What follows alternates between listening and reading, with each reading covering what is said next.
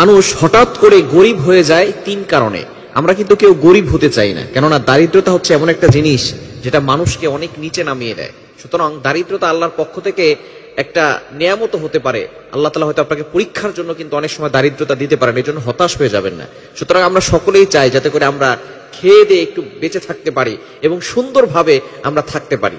এজন্য এই তিনটি কাজ আমরা কখনো করব না। যদি এই তিনটি ভুল আমাদের ভিতরে থেকে থাকে, তাহলে আজকে থেকে আমরা প্ল্যান করব, পরিকল্পনা করব যাতে করে এই তিনটি কাজ থেকে আমরা দূরে সরে আসতে পারি। কারণ এই তিনটি কাজের কারণে মানুষ ধনী হলেও আস্তে আস্তে কিন্তু তার ঘরের ভিতরে বারাকা কমে যায়, তার ঘর থেকে শান্তি কমে যায়, তার ঘর থেকে বিভিন্ন ধরনের অশান্তি সৃষ্টি হয়ে যায়। এজন্য অবশ্যই এই তিনটি কাজ আমাদেরকে পরিত্যাগ করতে হবে। নাম্বার ওয়ান, এক নাম্বার হচ্ছে যারা নিয়ামতের শুকরিয়া আদায় করে না, আল্লাহ তাআলা তাদেরকে হুট করে গরিব বানিয়ে দেন। তারা সম্পদশালী থাকলেও আল্লাহ তাআলা তাদেরকে দারিদ্রতার যে একটি বিষয় রয়েছে সেগুলো তাদের উপরে চাপিয়ে দিয়ে থাকেন। এজন্য অবশ্যই আল্লাহ তাআলা নিয়ামতের শুকরিয়া আদায় করবেন, নিয়ামতকে কখনো অবহেলা করবেন না, নিয়ামতের কখনো অপচয় করবেন না। অনেক ধনী ব্যক্তি এমন রয়েছে যাদের টাকা পয়সা আছে, সম্পদ আছে, কোথায় খরচ করবে সেটাই তারা বুঝতে পারে না।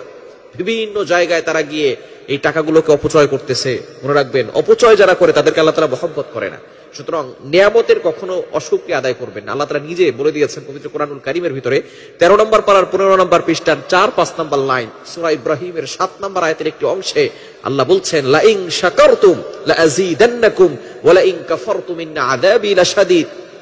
যারা নিয়ামতের শুকরিয়া আদায় করে আমি আল্লাহ তাদের নিয়ামতকে বাড়িয়ে দেই, আর যারা নিয়ামতের শুকরিয়া আদায় করে না আমি আল্লাহ তাআলা তাদের নিয়ামতকে ছিনিয়ে নেই। ইন্না আযাবি লাশাদীদ, এবং নিশ্চয়ই আমার আযাব কিন্তু অত্যন্ত কঠোর। সুতরাং অবশ্যই আমরা নিয়ামতের কখনো অশুকরিয়া আদায় করব না, নিয়ামতের শুকরিয়া আদায় করব। আল্লাহ তাআলা যতটুকু দিয়েছে বলবো আলহামদুলিল্লাহ, বলা যাবে তো ইনশাআল্লাহ।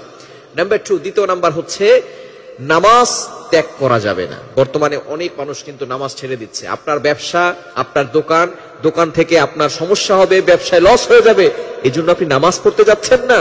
নামাজ যদি না পড়েন, আল্লাহর কসম করে বলি, ওই দোকান থেকে আপনি লাভবান হতে পারবেন না, ওই প্রতিষ্ঠান থেকে আপনি লাভবান হতে পারবেন না, ওই প্রতিষ্ঠান থেকে আপনি ইনকাম করে আপনার ঘরের ভিতরে শান্তি ঢুকাতে পারবেন না। কেননা নামাজ ছাড়া কখনো আপনার ঘরে শান্তি আসবে না। এজন্য অবশ্যই আমাদেরকে খেয়াল করতে হবে, নামাজ যারা পরিত্যাগ করবে, আপনি নিজে নামাজ পড়তেছেন, আপনার ছেলে নামাজ পড়ে না, আপনার মেয়ে নামাজ পড়ে না, আপনার স্ত্রী নামাজ পড়ে না, নামাজ শুধু নিজে পড়লে হবে না। ওয়া আকিমুস সালাহ, এস্টাবলিশ প্রেয়ার, নামাজ কায়েম করতে হবে, নামাজ প্রতিষ্ঠিত করতে হবে। আপনার ঘরে প্রত্যেকটা সদস্য যাতে করে নামাজ পড়ে। নামাজ না পড়লে তারা কিন্তু দারিদ্র হয়ে যায়, তাদের ভিতরে গরিবি যে সমস্ত বিষয়গুলো রয়েছে আল্লাহ তাআলা সেগুলো তাদের উপরে চাপিয়ে দেন। সুতরাং নামাজ পরিত্যাগ করা যাবে না। এবং 3 নাম্বার হচ্ছে মোস্ট ইম্পর্টেন্ট, সেটা হচ্ছে সুদ খাওয়া যাবে না, ঘুষ খাওয়া যাবে না। অর্থাৎ আপনার ইনকাম সোর্স হালাল হতে হবে। হারাম যারা, হালাল যারা খায় তাদের ঘরের ভিতরে আল্লাহ তাআলা বরকত দিয়ে দেন, আর যারা হারাম খায়, যদি হারাম খায় তাহলে কিন্তু অবশ্যই ওই ঘরের ভিতরে কোনো বরকত আসবে না।